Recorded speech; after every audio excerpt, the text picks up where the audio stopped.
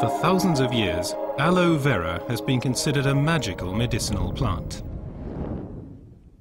Even the Aztecs used it as a miracle drug to treat many diseases.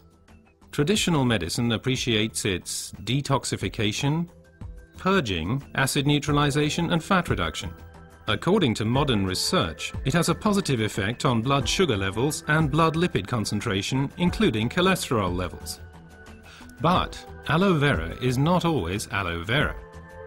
Real aloe vera, the Aloe Barbadensis, is a desert lily and is cultivated in arid regions, primarily in Central and South America. The effects of aloe vera are strongly dependent upon how it is processed, and the differences already begin with how it is harvested.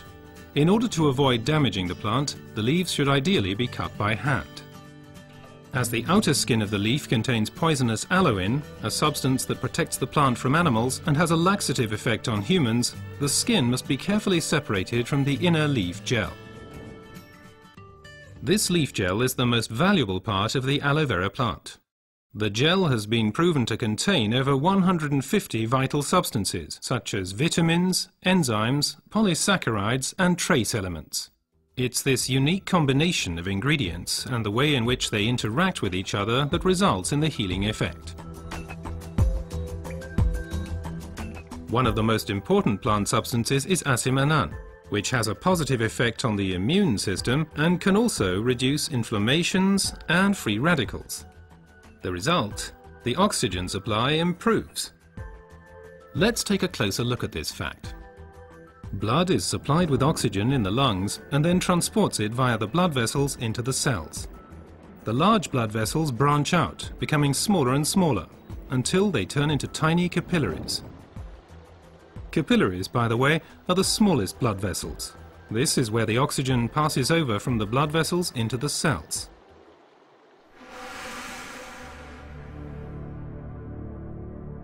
Poor eating habits, environmental pollution, stress and increased physical effort weaken our immune system.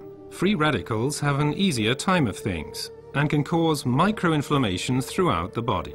These inflammations can damage blood vessels and result in a thickening of the fine capillary walls.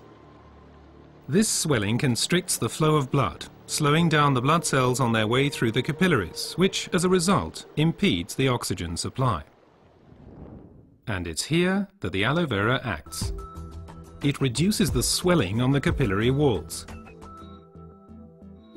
The blood cells can flow faster again, and the oxygen supply is improved. Furthermore, toxins and impurities are removed more quickly. The latest studies have revealed that other natural substances can improve the effects of aloe vera even further. These substances primarily include silicon, but they also include evening primrose and alkaline minerals. But first let's look at silicon a bit more closely. For our bodies, silicon is life essential and a structure-building element. We already know it as quartz sand as it occurs in stones and cement. In the body, silicon is there to stabilize our human tissue. As a supportive element, it strengthens bones, hair, nails, connective tissues, and also the walls of our capillaries. As we grow older, the capillary walls have a tendency to lose their form and resilience. They can literally collapse, interrupting the blood flow. At the worst, this can lead to a stroke or a heart attack. Silicon strengthens and supports the capillary walls, thereby keeping the bloodstream open. As a result, the erythrocytes can now supply the cells with oxygen more efficiently. Silicon in its original form as quartz sand cannot be absorbed at all by the human body. Alternatives can, however, be found in nature. An ideal plant-based source is the stinging nettle. It is rich in natural silicon, which can be better absorbed by humans. Optimum oxygen supply is not only dependent on the capillaries, but also on the condition of the blood itself. Only when blood is liquid enough can it pass through the narrow capillaries. For improving flow properties of blood, we have evening primrose with its polyunsaturated fatty acids and basic alkaline minerals. Polyunsaturated fatty acids make the blood thinner. They prevent the conglutination or sticking together of blood cells and thereby stop clotting of the blood. Alkaline minerals support the elasticity of the red blood cells, thus helping them to pass through the tiny capillaries more smoothly. Both help to increase the blood's rate of flow and thus contribute to maintaining an optimum oxygen supply. So let's review the main points again. The supply of oxygen to our cells is a vital prerequisite for our overall health and also helps to safeguard us against serious illnesses. Aloe Vera, with its decongestant effect, improves the oxygen supply. Silicon strengthens the vessel walls and keeps the bloodstream open. Reinforcement comes from evening primrose and basic alkaline minerals.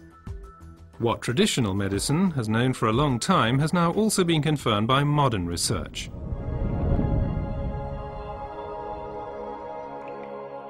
Aloe Vera improves your oxygen supply and therefore your general health.